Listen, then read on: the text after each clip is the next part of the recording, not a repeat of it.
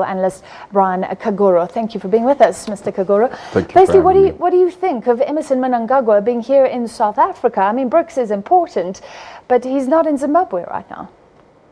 Well, I assume he's either very confident or he's meeting with the Russian president. Yeah, they do have close relations. Is a very important one. And I wouldn't make much of it. I'm quite sure the candidates will weigh strategic interests pertaining to the partnerships they have beyond this campaign. Yeah. But what will the people think? I'm not sure that right now the focus is going to be on the constituency level campaigning. The fact that the president has gone away for one day, whether it's the president of the MDC or ZANU-PF, is unlikely to be deemed as disrespectful to the process. All right, so we've gotten here, but maybe was it a bit touch and go? The MDC threatened a boycott. That would have been serious. Yeah, that would have been fundamentally serious, and I'm quite sure they were advised to consider the unintended effects of calling for a boycott in case because they are observers, they are interlocutors. If the challenges that they have raised are somehow solved before polling day or with sufficient lead time, then the boycott would have totally, if you like, induced apathy that they did not intend to. Yeah. I think what they intended to do was to press certain demands pertaining to an unfair set of factors that would impinge on their rights to effectively compete. Would there have been violence? No, I doubt. The history of the MDC has not been a history of violence. In the Zimbabwean context, most of the violence came from the ruling ZANU-PF party. So if ZANU-PF itself is encouraging its supporters not to engage in violence, then there's unlikely to be violence. So there's still, like you say, MDC saying their credibility issues. That's not what you want to hear, given the sort of history of elections in Zimbabwe, is it? No. And I think that the Zimbabwe Electoral Commission and others do need to engage in deeper dialogue with all the political actors. I think they have felt somewhat slighted by certain public statements made by political actors. But I think an electoral management body must always transcend the emotive nature of an electoral process and act as an impartial arbiter. There are certain concerns, if raised, appear petty, but in the context of a country where historically elections have been rigged, there's been manipulation, the trust deficit that the electoral management body in Zimbabwe comes with is huge.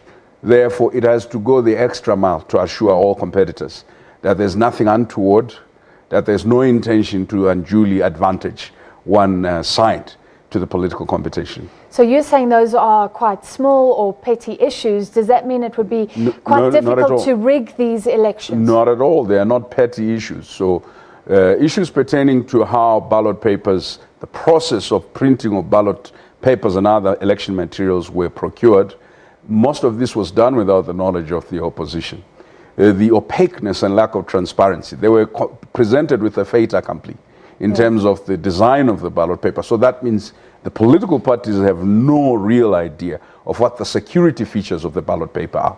So they would not be able to distinguish between the genuine ballot paper and any other counterfeit that is produced. So I think they have very valuable and very valid points that they are raising. What, though, from an election management body you would be concerned with is that because you know processes that you have undertaken, you would most probably feel that anything raised by a political competitor is merely what politicians do. But I think that the credibility of an election rests on your ability to assure everybody else. So there has been a rumor in Zimbabwe of that particular ballot papers were used in 2013, that are pre-marked. I mean, there may or may not be substance to that. But there's nothing wrong with the Zimbabwe Electoral Commission saying, hang on, at each polling station, we will have a random sample of X number of ballot papers that we can sample and observe to see whether or not this claim. I mean, to dismiss it out of hand is to feed into the into the myth.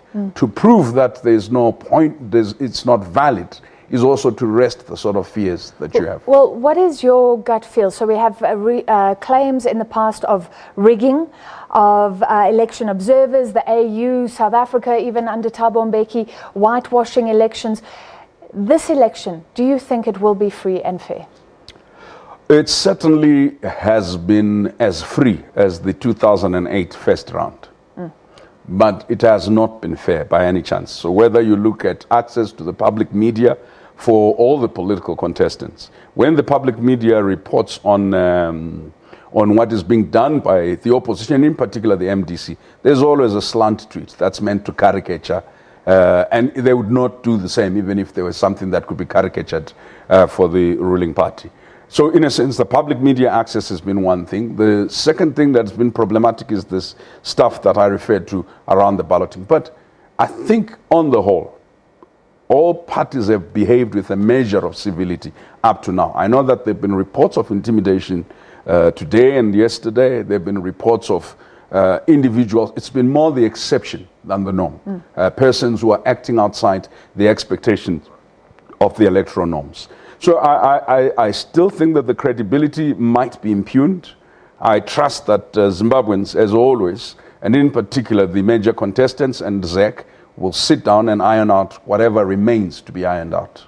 All right, thank you for your time this evening. Hopefully we can chat again, and we will continue to bring you coverage, blow-by-blow coverage of the run-up to those polls on Monday. Very important, and everyone waiting to see what sort of loyalty Emmerson Mnangagwa has engendered, and the young opposition leader, Nelson Chamisa, how well is he doing? That was Bryan Kagoro, a Zimbabwean constitutional law expert and analyst.